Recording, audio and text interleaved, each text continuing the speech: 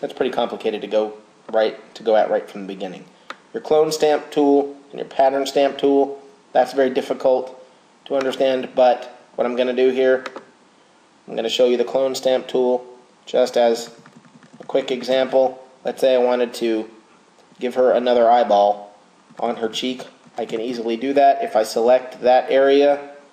If I press the Alt key, or I believe it's the Option key on a Mac, you click on that, and then you draw. You come right down here and click again, and you see it's added another eyeball.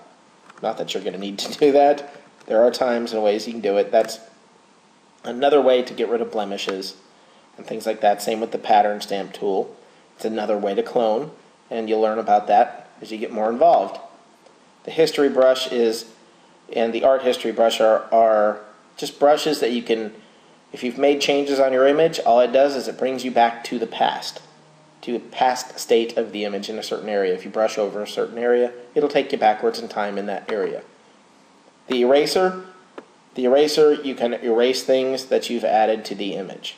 That's what that is. Background eraser tool, magic eraser tool, those are all the same things. They can erase certain areas of an image or certain things that you've done.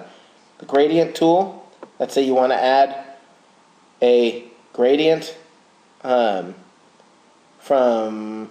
well, I'm going to select this gradient up here just for the sake of showing you what I mean by gradient, and we'll go through those tools at the top in the next part, but here's how you can use it. Let's say I chose my magic wand tool and I selected the white area.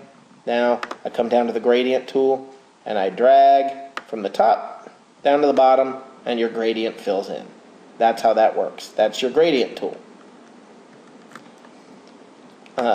If you click on it, there's also the paint bucket tool, and that'll just dump a color into a particular area. Instead of a gradient, it's just a solid color.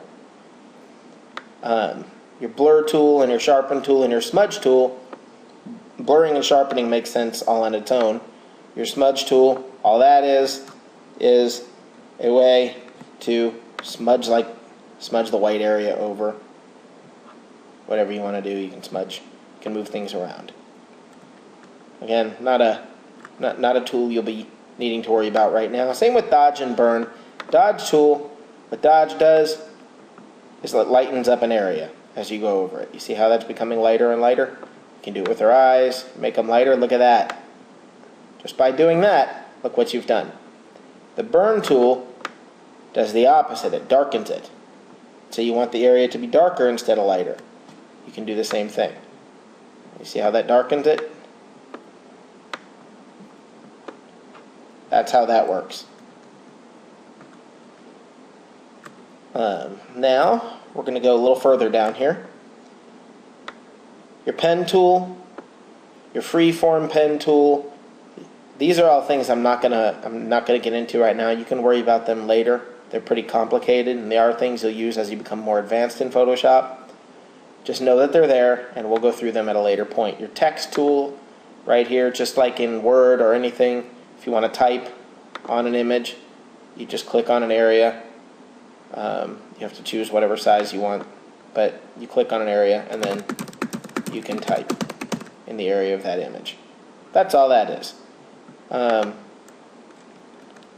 Now, also in your type tool, you have the vertical type tool. Instead of typing left to right, you can type top to bottom. Horizontal type mask and vertical type mask. I'm not going to get into masking right now. We're not going to worry about that at this point. Right here, your path selection and direct selection tool. Again, this is a pretty advanced tool. It's not something for you to worry about initially. Just know that it's there as we take this little tour. The line tool. The line tool is simple. It just draws a line. Rectangle draws a rectangle. Rounded rectangle does that. This is all pretty self-explanatory.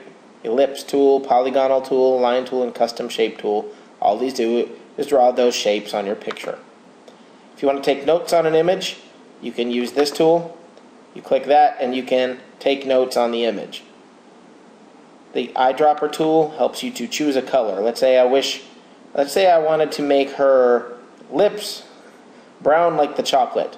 I can click on the chocolate with the eyedropper tool in this color right down here, and I'll go ahead and explain what this is now. This is your foreground color, or the color you're currently working with. I clicked on that brown and that became brown. Let's say I wanted the lips. I'll click on the lips and now it's the color that I clicked on. And then if I went back up to the paintbrush or did anything, it's going to be using this color. It's going to be using this color. Now, what happens here, what we have down here is sorry about that. This just helps you to, it's your hand tool. All it does is it grabs something and moves it around. Let's say you've drawn something on here and you want to move it around. You can do that. If you're zoomed in real tight on a picture, let me show you how that is. This is your magnifying glass tool or your zoom tool. And I can zoom in on one of her eyes.